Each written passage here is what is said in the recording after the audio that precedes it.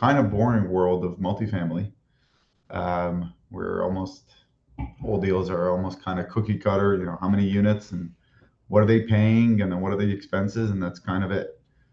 With mobile home parks, it's how many vacant pads, what's the infill play, how many park-owned homes, is it in a flood zone?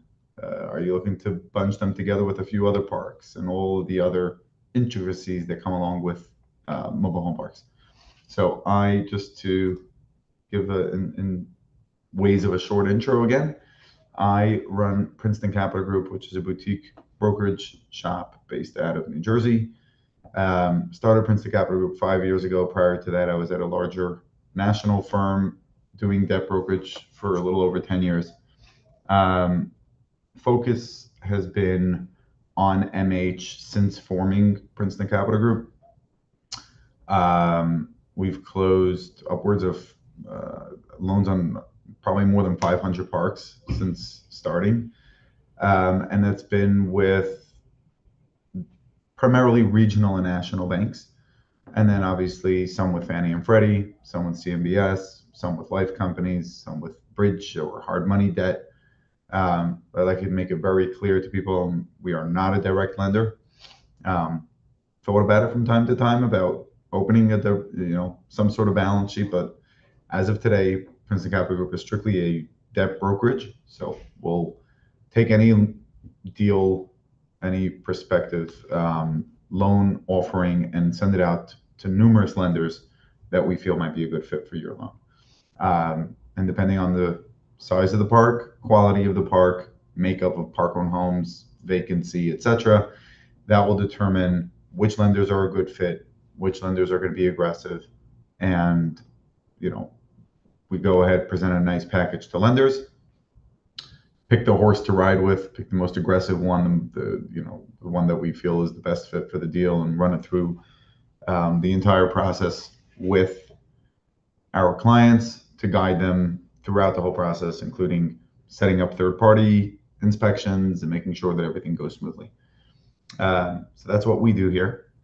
And just given this, thankfully, thanks to guys like Ryan and Mike and other great guys within the industry, and as you join and you see how many really kind-hearted individuals there are within the MH world, once you do well by one, you start getting referrals and you start doing well by many, thank God. So it's led to us just becoming kind of, I would say, the premier debt shop to go to within the MH space. And that has in turn just given me, I would say, a better pulse on the market than ever before. Because when you're just dealing with a lot of deals, it's not that I'm smarter than the next guy, it's just that I'm seeing a lot more deals than the next guy and speaking to lenders about a lot more deals, and therefore hopefully able to give you guys a little bit of a better grasp on where the debt market sits today. So I would start by saying just that with every week or every month that goes by in the last 12 months, the debt market is opening up more and more. Whether that's simply banks that were sidelined from liquidity issues, like we saw happening in Silicon Valley and with Signature Bank and many other banks that didn't want to face that same consequence and therefore pulled away from lending entirely, or basically pulled away from lending by just offering terms that didn't work for borrowers. We're seeing those banks now come back. So it's across the board. Obviously, it's across the board by all asset classes, but it's also affects our favorite asset class. So you'll have banks that I did deals with in 2021 and even the beginning of 2022, and then they completely pulled away. And now we're starting to see them come back out and start to lend more aggressively again. So that's, I would say on the good news on that front. And then even within some lenders that were lending the entire time, but as time goes on and there's, as we know, not a lot of transactions going on today. The deals are tougher to come by, especially I would say the larger, nicer, bigger portfolio type deals. We're seeing, we've seen a complete silence on some of those larger deals trading in the market. So what that means in terms of banks is they start saying, okay, we wanted the $10 million nice mobile home park, in the middle of Atlanta, but now because those deals are not coming, we got to put out money, and they do just because of their depositories.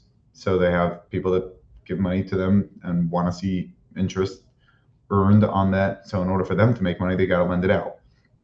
So you start to see some of those banks, therefore, come out of the woodwork or send me an email or send me a text like, hey, I haven't seen any deals from you recently. And I'll reply, well, the last few that I've sent to you, you passed because of a size, quality, sponsorship.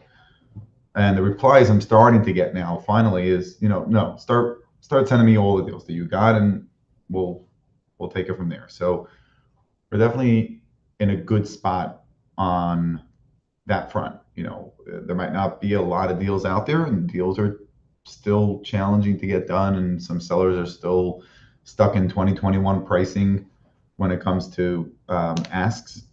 But I would say the debt market is getting stronger month by month.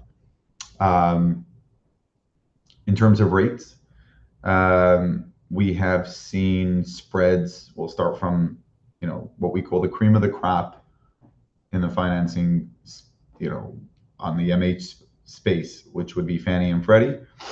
We have seen them come in on spreads, which Fannie and Freddie always give you.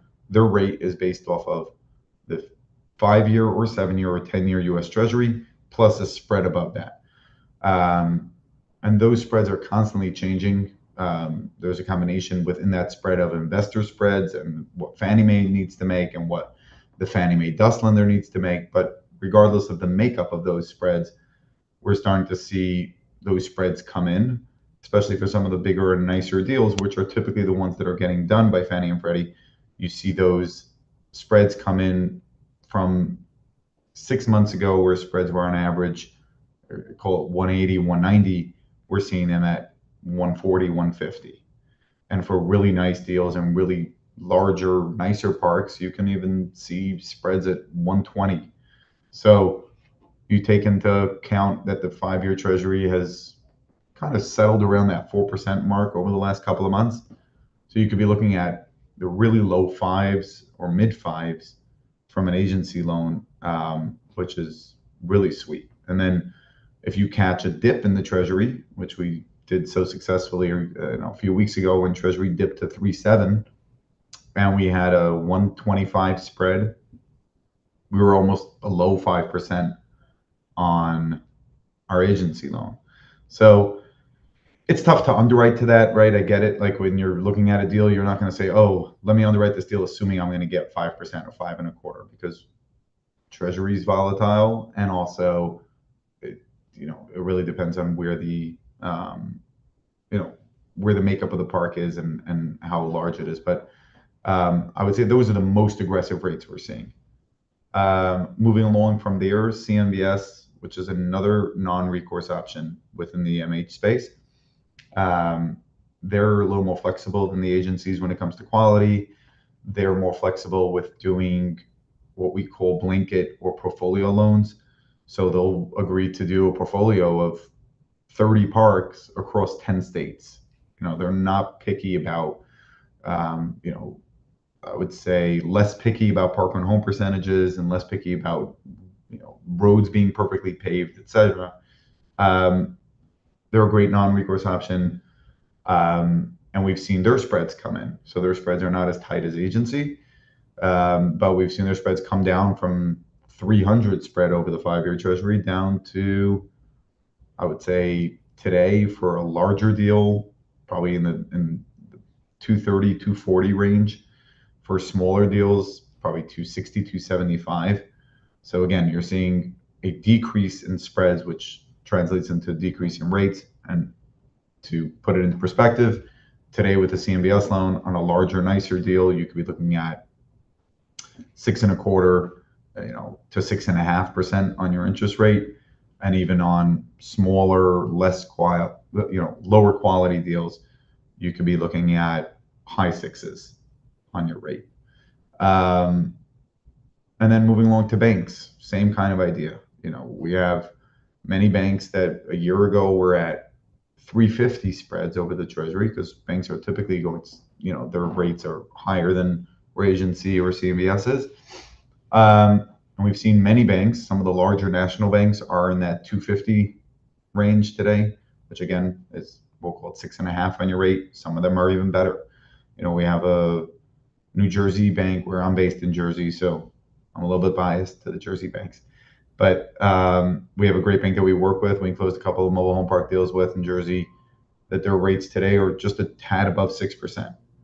And you'll run into that from, not only in New Jersey, you'll find that in some banks that we have relationships with out on the West Coast. You'll have these one-off banks that are looking to put out money aggressively. They like the deal, they like the sponsorship. They'll come out with something that is not necessarily the typical. So I would say on the bank side, probably on the aggressive end, you're looking at 6%. On average, you're looking at 6.5 to 6.75. And then smaller deals, you call it $1 to $2 million loans with maybe some vacancy or some value add. You'll still be looking at probably 300 spreads today on average, which is better than the 350 spreads. And if Treasury is sitting at 4%, again, that translates into 7% money, which is not great, right? We would love for it to be in the fives, but it's definitely trending in the right direction. And again, if you catch the Treasury bonds when they have a dip, or if Treasury bonds just start going down again and Treasuries drop to 3.5, like they did just 3 months ago, you could be looking at, even from banks, at 6.5, and from the aggressive banks at the high fives. But, like I always say, underwrite the deal with where the rates are today. I would say you don't want to go super conservative because then you might not be, as aggressive in your offers, but you want to be trending more on the conservative side and give yourself room so that if when you send us a deal or you send any loan broker or any bank a deal and they're going to come back to you with, okay, today our rates are 6.5, you should underwrite the deal and say, okay, does this deal work for me at 6.75?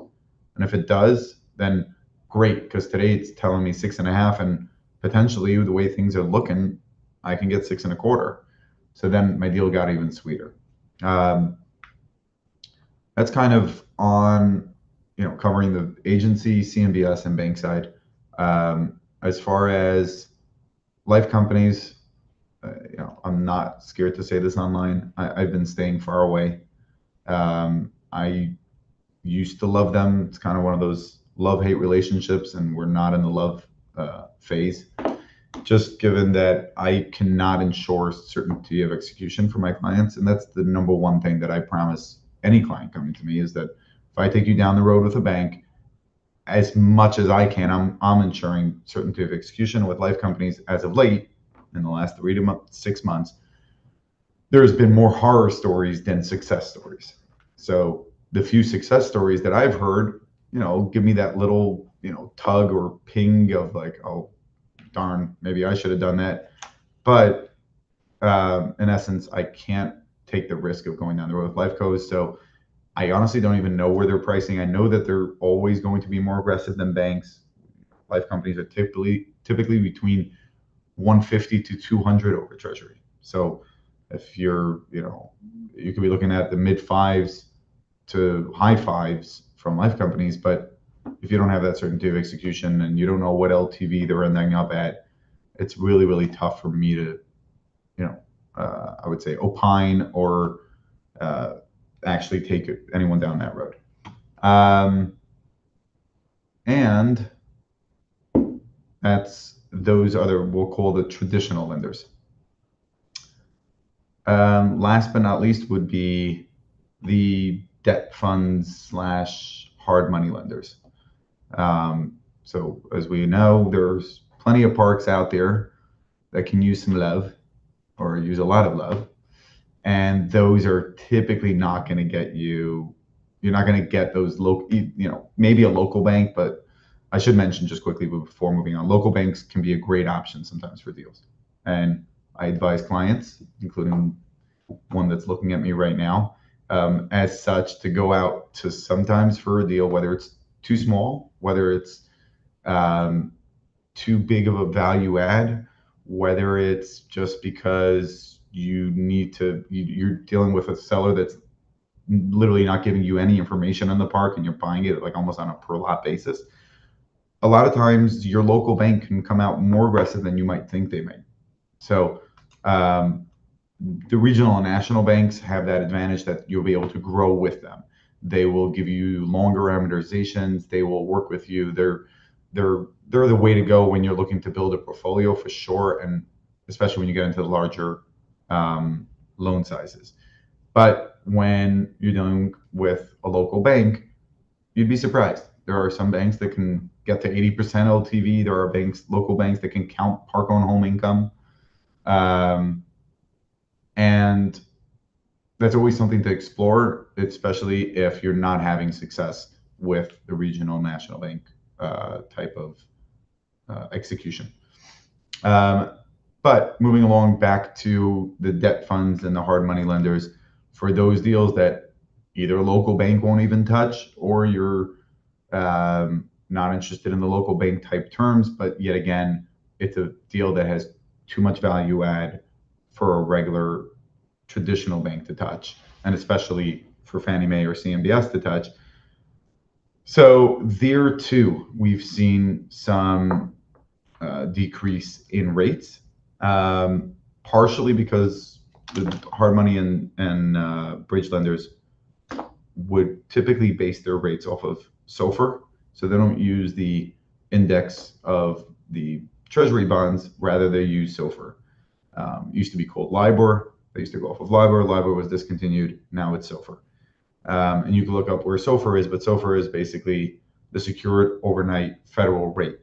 So every time you hear about Mr.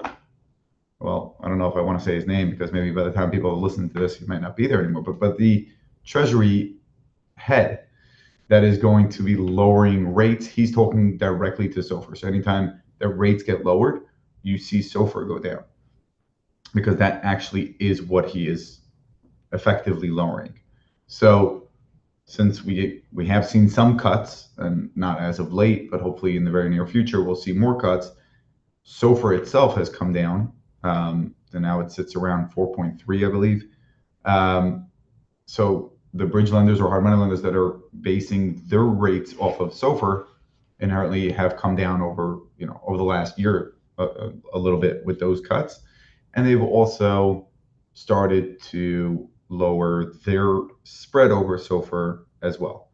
I believe the reason for that is that because there's less trades happening in the market, so those same equity guys that were looking to put equity into deals are now not finding that many deals to put into.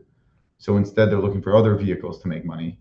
And so there's, in essence, a little bit more liquidity in that marketplace of those hard money lenders having more investors come and say, hey, we're looking to put out money in mobile home parks, but there are no mobile home parks to be found.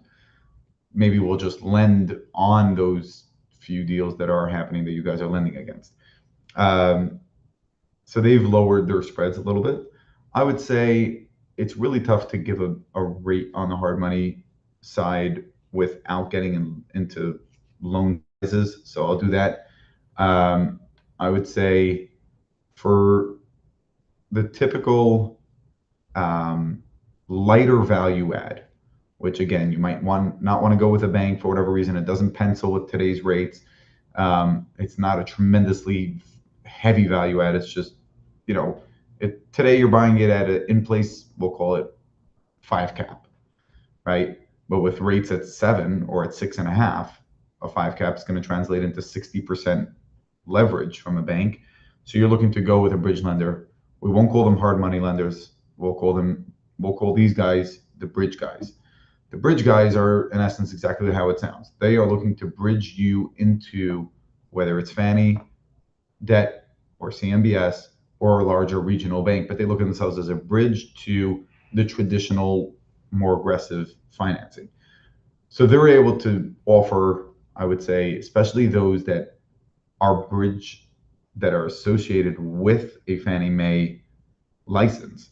So you have a couple of them out there, without any naming names, but there's a few DUS lenders, a few Fannie Mae designated underwriter servicer lenders, which we know there's a dozen of them. A few of them have a balance sheet that they'll use as a bridge. They get you in the door. We'll do your deal now today at 70% because we know that if you execute your game plan, we'll easily be able to get you an agency loan. Um, Therefore, they're going to be the most aggressive. So they'll probably price today 250 over SOFR, which if you think about it, SOFR at 4.3 plus 250, I'm not the greatest at math, but you're looking at below 7%, right? You're still looking at 680 or so on your rate, which is almost comparable to banks.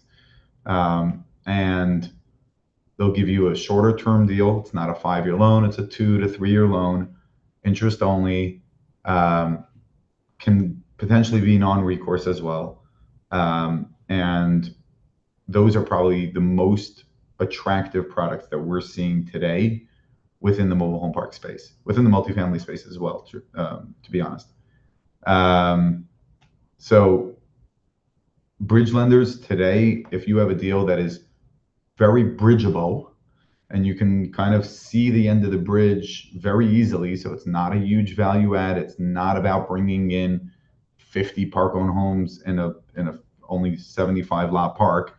It's an easier way to almost see the light at the end of that tunnel. You potentially can get a pretty aggressive bridge quote. As far as the hard money guys, they're going to be for your value, your value add deals that are heavier lifts. That it's tougher to see that end of that tunnel, but it's something that obviously is realistic and they'll buy into your game plan. Depending on the loan size, there you're probably looking at anywhere between 400 over SOFR, which today is in the low eights, to 550 over SOFR, which can be in a little bit of probably close to 10%. So that's kind of the update from my end and my side of the desk on where things stand today, and looking forward to working on some deals for you guys. Thank you so much, Judah. I do want to open the floor for some questions if you have 10 to 15 minutes to answer some, if that's okay. Sure. Awesome. I can start out. For those bridge lenders, are those bridge lenders typically looking for someone who's executed on prior deals so they have a little bit of a track record and so they can, I don't know, substantiate a loan at that rate, sub seven, and have confidence that the business plan will be achieved? Or, will they also lend to someone who, maybe is getting their first or second park and has yet to kind of establish themselves in the industry? So great question. Yeah, you're going to need, as opposed to with banks, um, since banks are lending on as is, so they don't, they want to see who the sponsors are. And some banks do need prior experience in the MH space. Some lenders don't. Some lenders are more, I would say, cognizant of it than others. But there's, in the bridge space and the hard money space, or we'll just call it the bridge space in general, you definitely need to have executed some value add in the past. Now, where it comes a little tricky is, let's say guys coming from the multifamily world, and someone coming from the multifamily world is like, well, I've done this a dozen times in my fix and flips, or I've done it a dozen times in, I've turned around some smaller multifamily deals or even larger multifamily deals. This is my first foray into MH. There you'll have some lenders that will be okay with it, but in general, yeah, that when it comes to bridge, since it's all about your performa and how you're going to perform on this deal going forward, and it's not about how the park sits today. So then it's all about you. Like how do we know that you will be able to execute that? And the only way we do know that is not by, even if you're a very wealthy individual, we still don't know that. So we definitely do need to have someone on board that has experience in doing some turnaround plays. Awesome. Thank you. And for those on the call who are so green that they're not even sure what you mean when you say spread or SOFR or 5-year treasury, I'm going to pull up a whiteboard here and I'll let you just explain it because you deal with it every day. But for those of you who don't know, a base rate like SOFR, let's see if I can spell with my mouse here, plus a spread is typically how banks, credit unions, agencies, or CMBS will price their products. So Judah mentioned SOFR, that's one of them, and we were talking about how the bridge lenders use that typically. We were also talking about the 5-year Treasury, and we were talking about how SOFR was at like 4.25. Was that correct there, Judah? I can check where SOFR is exactly And right now, then, but I think somewhere around there. yeah, and then the, excuse me here, the 5-year Treasury was around 4. So these are constantly changing, right? Yep. Based on, for the treasuries, who's buying and selling them. And then for SOFR, I'm not even sure how they come up with SOFR to be quite frank, but maybe you do, Judah, and you could explain that. And then plus a spread, right? And so this spread is based on the risk tolerance of any given bank or, lender. And so Yep. this kind of ranges. Is that kind of correct, Judah? Yeah. So what the problem is that also, what we call these items, the base rate items, for a while weren't really that volatile. So they used to be pretty fixed. So the SOFR was, sitting for the longest time at 1%. And then the 5-year Treasury for the longest time was sitting at 3%. And then it was just all about the spread. And the spread is what fluctuated. And the spread is what um, made up the difference in your actual final rate. Today, the problem is that even this base rate has been moving around. SOFR is, as I mentioned, stands for Secured Overnight Federal Rate. That is what, when they get up there at the podium and talking about lowering rates and raising rates, this is what they're lowering and raising, or keeping steady. So it went all the way up when they were trying to curb inflation, and now hopefully we hope it comes all the way down. 5-year Treasury is a bond. It has to do with how strong of the, many different reports affect this index. And I'm not an economist by any stretch of imagination, but it does get affected by how people view the strength of the economy. So the more people that are buying bonds, the more people that are running to buy bonds, that is going to make bonds go down. The less people, so it's more costly. So you see sometimes a report come out about employment, and suddenly the Treasury can go either flying up or flying down. It's been very volatile. The best website that I guess I use is CNBC, and you can go there to under markets, like on the top page of CNBC, you go to markets, bonds, and then under bonds, it will show you all the different treasuries, the 5-year, 7-year, 10-year. And you can go and look at a kind of chart of how it's looked over the last even 6 months, and there's big dips and big jumps, as opposed to go back a few years ago and it was the waters are always a little choppy, but that's kind of regarding the base rate. And then yes, the spread is what the banks need to make on top of either SOFR or the 5-year Treasury. So in essence, your final equals is what you pay based on SOFR plus whatever spread.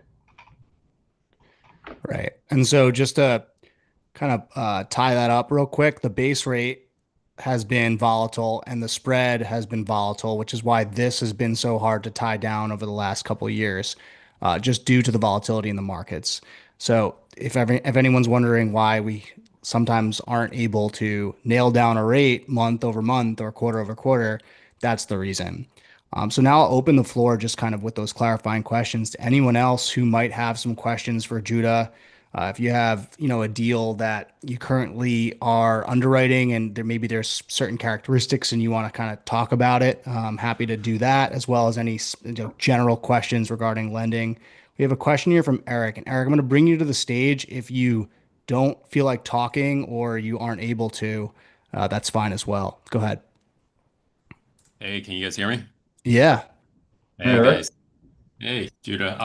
Yeah, so we have one in North Carolina we're working on, and running into some problems, trying to find the right lender for it, and was just smaller park, about 26 units, mostly tenant-owned homes. I think six park-owned homes, around 725 purchase price. Was wondering kind of what would be our best. What do you think? We try to work and find some local lenders already on this, and with no success. I was trying to figure out what the next best step might be. It's a great question. Outside of the local banks, I don't really know anyone that plays in that space of those loan sizes. There might be some hard money lenders that do, not any that I have a relationship with, and I would just caution that, before starting to work with any hard money lender, and I do this myself, I need, a bunch of referrals. I need a Mhm. few people that they've closed with, and not only closed with on a mobile home park, not just on any random asset class. Um, Before starting down the road with them, I wish I could give you a recommendation, but it's below. I would say typically my recommendation would be to just go to one of the local banks, but sucks you're not finding any success there.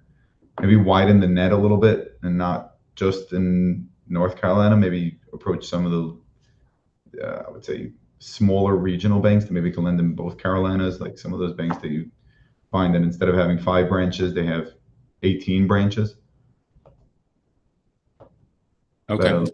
yeah, And it's something that we could go through you for, or just reach out to ourselves to local, smaller regional banks. I would say probably to look out for to try by yourself. If you don't have Okay. success, definitely reach out. I'll see if we Okay. can help. And Awesome. Eric, I can show you something that I put together for myself. Judah gave me some very similar advice recently. I actually closed on a park all cash, and it was only 120,000. So obviously, there was no lending that was going to work for that specific park, and it was value add. So we needed to get in there and and do that value add before kind of getting any lending. And then after that, we saw another park nearby that we're going to secure lending for. And what I did was just put together a list basically via Google Maps of every credit union, local bank, regional bank in the area, and go on their websites, find their lending team, find the right contact to reach out to either via phone or email, and then just start shooting out the same email over and over again to those individuals. And I can share that spreadsheet with you. It's pretty great. Obviously, it's not going to be the same banks, but you could utilize it to really streamline that process when Judah's not an option because maybe the loan size is too small, or some of these larger banks, CMBS lenders or agencies aren't going to be able to provide you financing. So after the call, I will shoot you a message, a DM on school with that spreadsheet, and you can use that going forward. Yeah, that would be great. I appreciate that. Absolutely. There's also a website. I gotta find it, but there is some website out there where you can search for banks, like local banks and credit unions. I've used it. Um, I would say with a decent measure of success. Only difference is that I just won't bring a client to a new bank that I've never worked with ever, even if they tell me they've closed. Like I need to know that a client of mine. So it's that's really the only way I grow my database of lenders is through clients telling me, oh yeah, no, I did close with that bank. That's actually great. They're a great bank. So I've used it with smaller success on my end, but I'll try to find that for you and I'll shoot it over in an email. Great. Thanks. Appreciate it, guys. Thank you, Eric. Eric with a C, you're up. Eric's gonna scream at me that I didn't get back to him yet. Hey, Judah. What's No, up, man? I'm not going to ask you about the deal I sent you. I'm actually wondering if you can say more about what you said about catching the dip. Obviously, closing process takes a long time. The last deal I closed, it was just kind of like talking to the bank, saying, "Hey, could you do this rate?" And they said yes, and there was really no discussion about what current treasuries or anything were at. So, Yeah, like, are you trying to time those dips with closing? Are you locking rates great question. when you catch a So it dip? used to be, I would say, in the good old days, Banks used to just give you a term sheet with a rate, right? And they stuck to that rate no matter what was going on because, as we mentioned, treasuries weren't so volatile and spreads weren't so volatile. So they knew, this is our cost of funds. So they gave you a rate of 4% on a term sheet. It might have said on the term sheet about the spread at reset of the loan, but It did. very rarely was it tied to an actual spread ongoing. So you knew that as long as I close in a timely fashion, my rate is 4% and done. What changed for majority of banks, and it's not all, majority, is that when they put a rate on a term sheet, it's spread based. Now, sometimes you have to ask them, like, hey, by the way, I see my rate over there is 6.25. What is that based off of? And then can that change throughout the process? But most banks will be very upfront with you and very clear in the term sheet that, hey, your rate today is 6.25, but that is based off of a 4% treasury and a 225 spread. And then as far as timing the dip, it's tricky because there are some banks that don't allow you to rate lock until you're ready to close.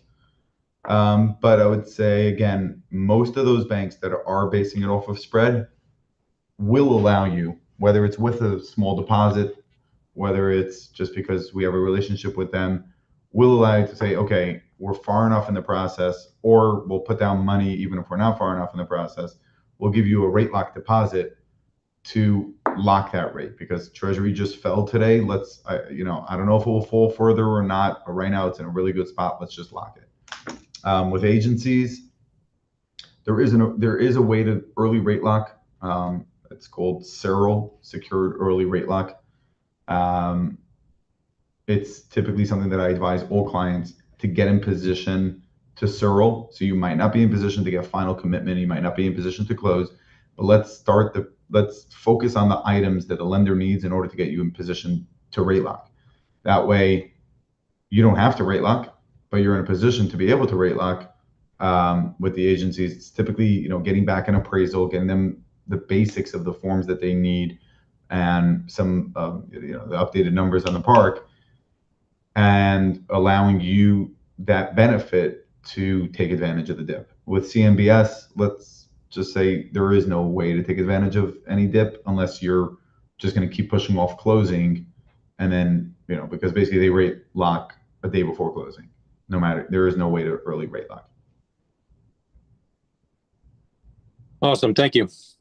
Pleasure. I'll get back to you by tomorrow morning on your deal, by the way. Yeah, I appreciate it. Thank you. Sure.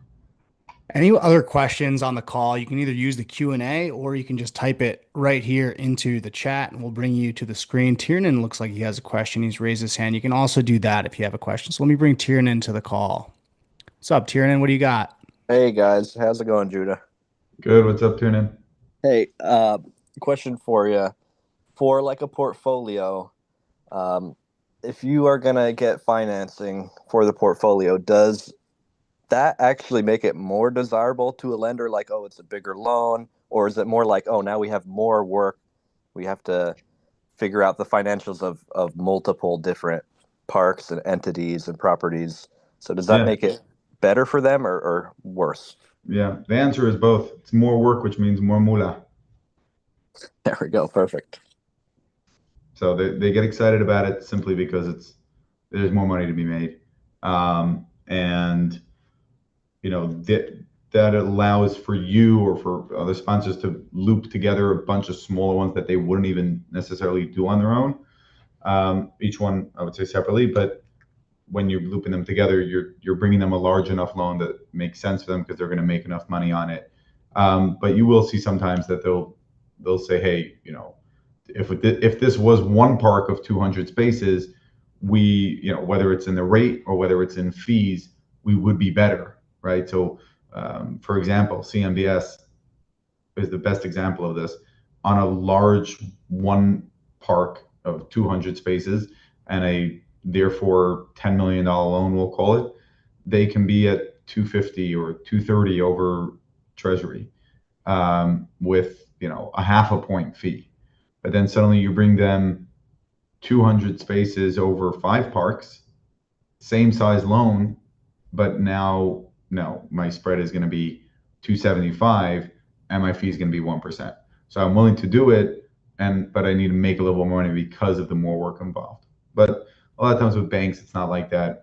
With agency, potentially, it's not like that either. It's just, yeah, they want to see the larger loans. It is more work, but it's more money to be made. Okay, that makes sense. I got another one if nobody else is ready to step forth into the stage. Everyone else is really shy. Me and Mike are under contract for a park actually 1,800 feet away from our other community. And I'm wondering, so our first park is not quite there yet. We only bought it a few months ago. We're trying to get it stabilized. We have a lot of things going on, demos, rehabs. Mm-hmm. Would it be more advantageous for us to try to add that park into the loan we're trying to get for the other community that we're under contract for now, or just take care of that deal we're under contract for now, get that closed, stabilize the first park, and then we maybe refi and wrap them together somehow? Or should we really fight to try to get this all situated as soon as possible and get them wrapped right now? So it's always going to be a challenge for lenders to wrap a refi together with a purchase at the same time. It could be done, but I would say you're going to be definitely in a much better position if you're able to wait. However, it's tough for me to advise. It depends on what your cost of equity is and, your cost of capital today to keep your holding costs or whatever it might be that you've already put down. But I would say it's always advantageous to get them stabilized and present one transaction that's just a smoother one execution versus half and half. Yeah, and I wouldn't want trying to put the first one that's not stabilized in there and just cause more confusion and maybe just interrupt the flow of getting the second one finalized and closed. It's a good question, Tiernan. Thank you. Yeah. I All know. right. I know Mike wants his money back, so I will have to convince him. We all do. We all do. Cost of capital for this deal is not intense, so we're okay to wait for the stabilization. So thank you for that advice there, Chuda. And we'll probably just move forward with the single financing for the park we're under contract for. So appreciate that advice. All right, Eric, you had another question? Yeah, thanks. Judah, how much are rates variable, like region to region? So if you're comparing, say, a local bank in Pennsylvania versus a local bank in West Virginia or Wyoming or Texas, like, is there regional variations in what kind of interest rates you can expect? Not necessarily. I kind of find it to be pretty equal across the board, across the U.S. What you do find is you do have more competition, which competition always creates opportunity for you, right? So you have more banks competing on a deal in different regions than others. So, right, you're buying a deal in North Dakota, you're probably going to be more limited on which lenders will go out there, or we'll pick Alaska just to be a little more extreme. You'll have less lenders at play, and therefore they might not look to be as aggressive versus buying a deal out in the middle of Miami, Florida, or in honestly any really populated area that has a lot of lenders there. You might see therefore some better rates. Makes sense. Thank you. Sure. Okay, just want to be cognizant of Judah's time here, so we'll take one or two more, and then we'll close. Jamie, did you want to come to the stage and ask that question? Hello, thank you. Yeah, so I just wanted to get a better understanding of if you are under contract or, for one, then you're then negotiating another one. What is the time frame from a lender perspective if you have the down payment, of closing back to back? How does that look from a lending perspective? I would love some feedback there. So to clarify, your question is if you're buying a couple of deals at a time, to just understand how a lender is going to look at your liquidity Yes, position? correct. With different, because it's different sellers, correct. Yeah. That's a good question. I would say if you're working with the same bank on both acquisitions, um, then potentially that bank is going to want to see that you have enough equity or that you've raised enough equity or that your financial wherewithal as far as net worth or their liquidity requirements suffices for both, right? Even though it's a little bit strange because you can do a deal and then once it closes, start the process on another one, and then they wouldn't require you to have that large of a liquidity position. But if you're doing both at the same time with the same lender, um, they're going to want to see that you have enough to cover for both. Thank you. Sure. All right. Any last questions before we close out here?